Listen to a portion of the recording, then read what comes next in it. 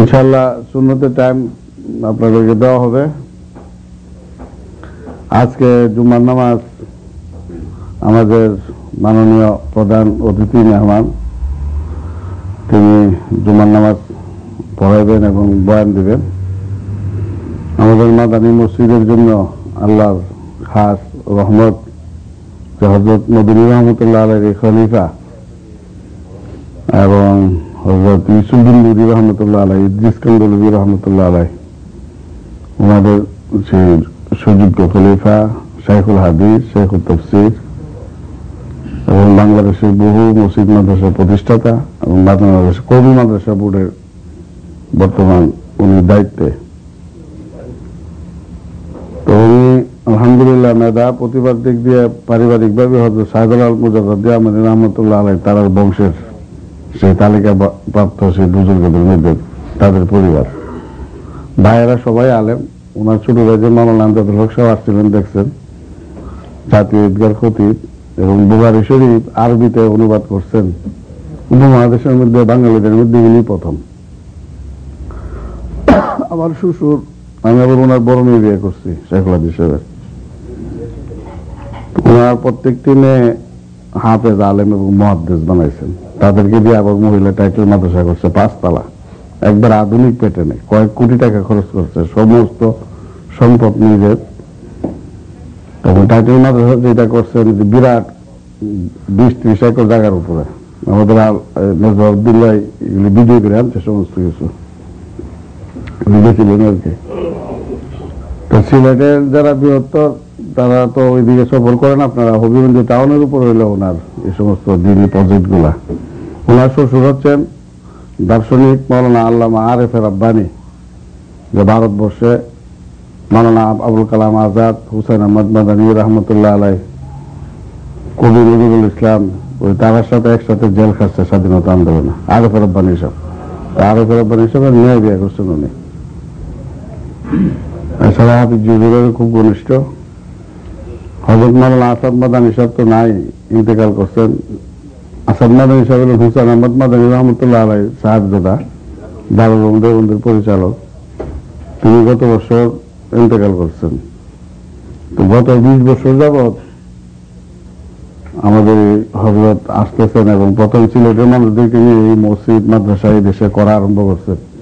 উনি প্রায় 20-25টা মসজিদ মাদ্রাসার সাথে জড়িত, আমেরিকা এবং কানাডা। তো ওনার এক মসজিদ মাদ্রাসা বাইতুল মুকাররম মিশিগান, আমি দায়িত্বে ছিলাম। তো পরে ওনার অনুমতি নিয়েই আমি বললাম যে আমার ভালো লাগে না মিশিগান, জায়গাটা বেশি শুকলে থেকে যেতে চাই, এর মধ্যে আপনাদের এখানে শুরু হইলে রয়ে গেলাম। তো আলহামদুলিল্লাহ হাদিস শরীফে আছে, যখন কোনো ব্যক্তির, কোন মুসল্লির নামাজ, আমরা যে নামাজ পড়ি আর কি, এই নামাজটা যখন মসজিদে কবুল হয়ে যায়, ওই একটা লোকের নামাজের কবুলের উসিলেই গোটা মসজিদ আল্লাহ কবুল করে ফেলা। বুঝতে পারছেন? তো এই জন্য নিয়ম হইল যে সবসময় যত বেশি কার সেজদা আল্লাহ তাআলা কখন কবুল করেন, আগে কবুল করেন নিয়তি তো আমরা শ্রদ্ধা করি। এই জন্য বুঝে জানেন দিনকে আনা।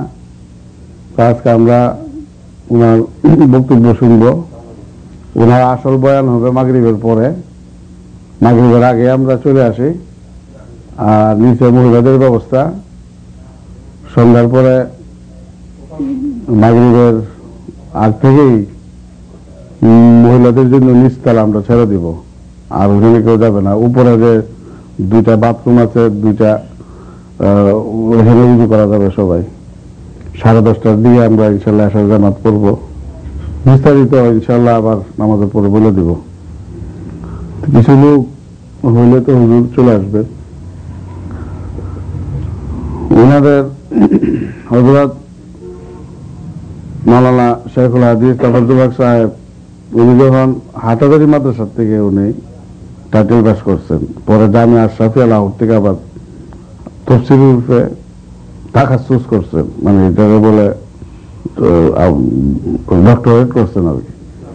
আর দিল্লি রহমতুল্লাহ আলাইহি জামিয়ার থেকে উনি আবার হাদিসের উপরে তাখাসসুস করছেন, পরে দারুল উলুম দেওবন্দে করছেন। ওনার ছোট ভাই হচ্ছে এই ধরনের সৌদি আরবের মাদ্রাসার মধ্যে হাদিস পড়াইছেন। সেই তারপরে নোয়াখালী বরুড়া মৌলানা কুরবান আলী সাহেবের মাদ্রাসা, নামকরা মাদ্রাসা, আপনাদের কুরবান আলী সাহেবের মাদ্রাসা উনি শাইখুল হাদিস হিসেবে ছিলেন। তো এখন হবিগঞ্জ টাউনের উপরে যে মাদ্রাসা জামিয়া উম্মেদনগর, এটার আন্ডারে আরো 25টা শাখা মাদ্রাসা আছে। বাহুবল, নবীগঞ্জ, বান্যাচক, আজমিরিগঞ্জ, সোনারঘাট, মাধবপুর, এই এলাকা মিলাইয়া। তো এই 25টা মাদ্রাসা আলহামদুলিল্লাহ খুবই স্বয়ংসম্পূর্ণ।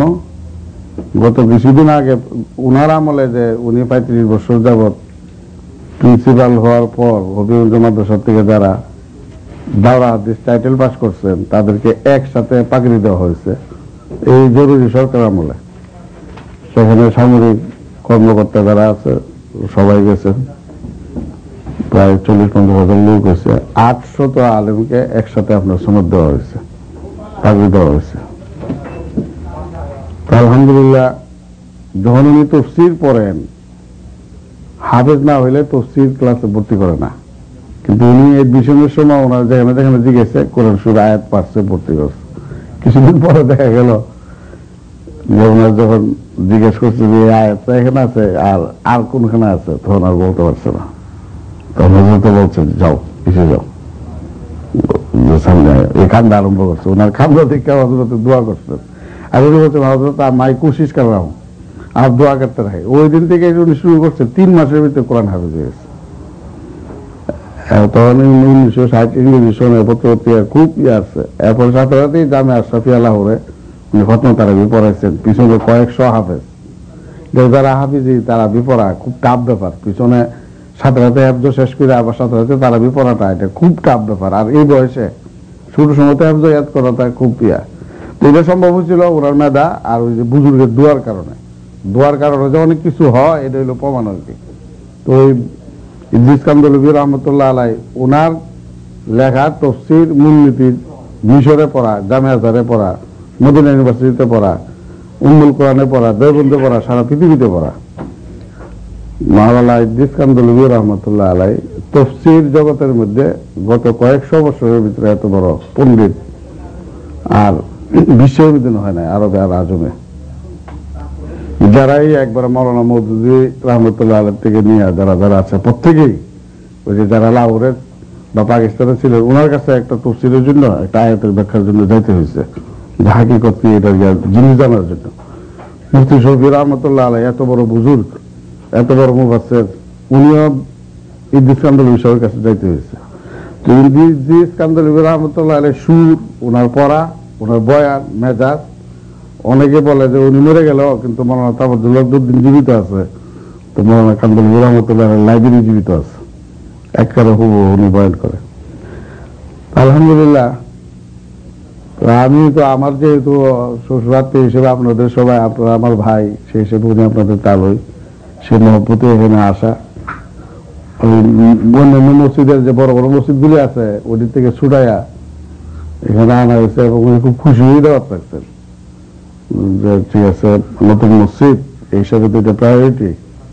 সব ইমামরা পরশু দিন বলছেন উনি ইমামদের এক সম্মেলনে যে মাদানী মসজিদে দেখা যাইতেছে যে নিউ ইয়র্কের মধ্যে সবচেয়ে শেষ মসজিদ, যেটা বাড়ি কিনা এখনো বাকি আছে। তো তোমাদের উচিত তোমরা সবাই এটা যেভাবে তারা যখনই ডাক দিয়ে কমিটি হেল্প করা এবং যাতায়াত করা, আল্লাহ তাআলা যাতে এই এলাকার মধ্যে একটা আদর্শ মসজিদ হিসাবে এবং বাংলাদেশের মুসলমানদের একটা আলাদা একটা নমুনা বাকি মুসলমানদের জন্য একটা আদর্শ হয়। আল্লাহ তাআলা আমাদেরকে তৌফিক দান করুন। আমরা হযরতের বয়ান শুনবো এবং আমলের নিয়তে। ওয়া আখিরু দাওয়ানা আলহামদুলিল্লাহি রাব্বিল আলামিন।